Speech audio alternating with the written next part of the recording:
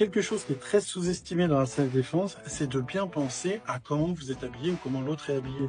Je m'explique. Si vous êtes une femme, vous sortez de soirée, vous avez des beaux talons, une belle robe de soirée, ça va être beaucoup plus difficile de se défendre ou éventuellement de prendre la fuite que si vous êtes en jogging basket. Donc en fait, il faut toujours tenir compte de votre environnement et de votre tenue vestimentaire. Si par exemple ça a neigé dans la nuit ou autre et qu'il y a de la glace par terre ou autre, et vous n'avez pas des chaussures adaptées et que par contre la personne en face elle est équipée pour ça, vous allez avoir beaucoup plus de mal à se défendre. Donc avant de prendre une décision de fuir, de négocier ou éventuellement de combattre, même si on préfère toujours fuir et toujours négocier avant de combattre, bah des fois il faut se dire ok là c'est chaud, mais par contre je suis vraiment pas équipé et du coup je risque de glisser. Donc ça c'est super important de comprendre ça. Si vous avez des tenues amples, des tenues serrées, si la personne elle a une capuche ou un casque de moto, tout ça doit rentrer en compte dans votre choix pour les attaques, pour la défense ou pour la fuite. Donc ne sous-estimez pas votre tenue vestimentaire, celui de la personne et votre environnement. C'est très important dans la self-défense. Et si tu veux plus de conseils en self-défense, je t'abonne, tu likes. On se retrouve très vite pour plein de vidéos sur la self-défense.